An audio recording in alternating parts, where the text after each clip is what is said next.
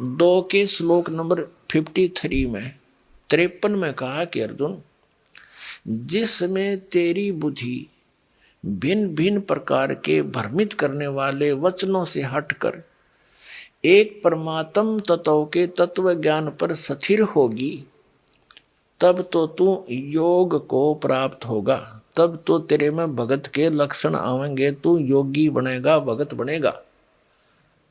तो दास आपको ये भिन्न भिन्न प्रकार के भ्रमित करने वाले वचनों से हटाकर और उस एक तत्व ज्ञान पर स्थिर करना चाहता है। उसके लिए आप जी को सभी धर्मों के धर्म ग्रंथ आपके रूबरू करता है ये दास, और जो उस धर्म के धर्मी वर्तमान के जो प्रवक्ता हैं, वचन करता है, या अब से कुछ 100-200 वर्ष पहले तक के आ रहे हैं, जो अपना अनुभव बना करके,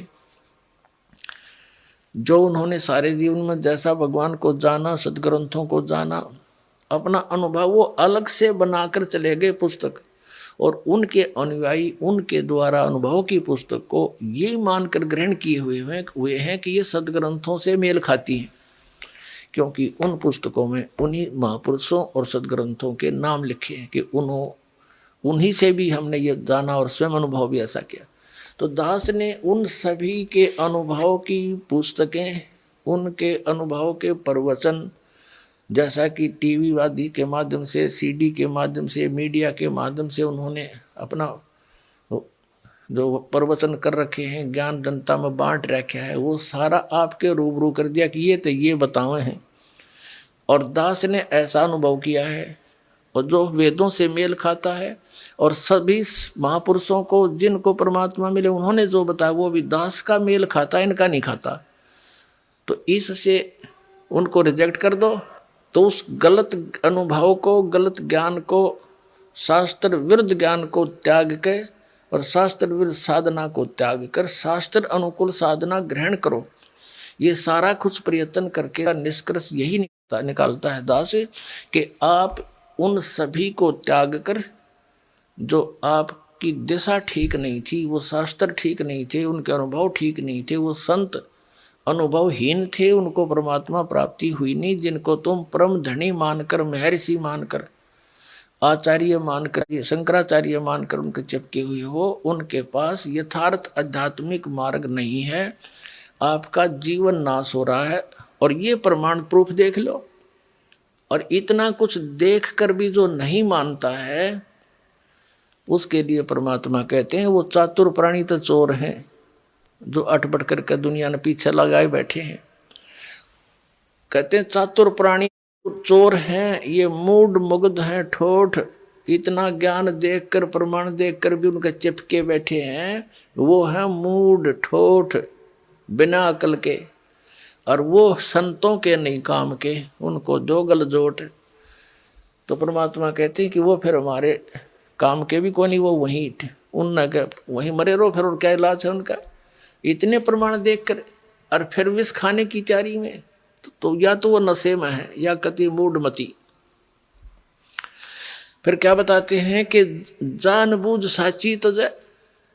एक भक्त ने अपने गुरु को कहा कि गुरुदेव आप संत हैं,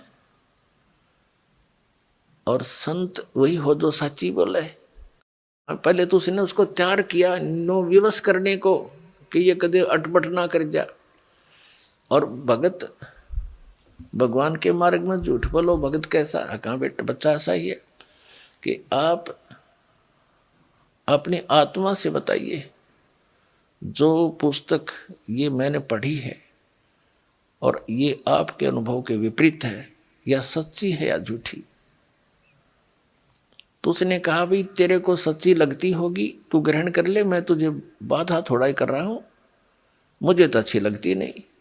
तो उनको कहते हैं जानबूझ साची तजय और करे झूठते ने, ताकि संगत है प्रभु स्वप्न में बना दे। इसे दुष्ट के दर्शन भी नहीं करे, सपने में भी जानबूझ कर।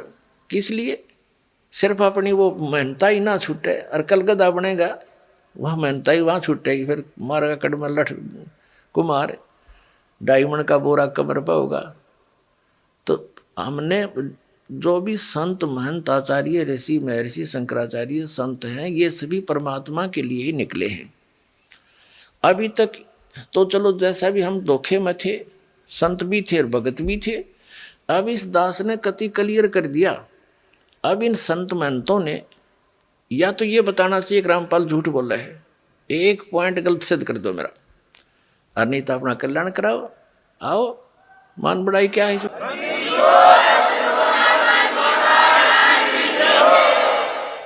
अब जैसे एक डॉक्टर है और डॉक्टर के पास औषधि की खोज होगी, आपका वो रोग है, उसमें मान बढ़ाई की है। डॉक्टर का काम तो दवाई देना, मरीज का काम लेना और खाना। उसमें के कौन बड़ा और कौन छोटा? डॉक्टर डॉक्टर ही है, दवाई उसने देनी है क्योंकि उसको मिल गई है। तो दास के पास इस जन्म मरण के दीर्घ रोग को नाश करने की वो यथार्थ औषधि, यथार्थ मंत्र हैं, जो आज तक न ब्रह्मा जी को प्राप्त हुए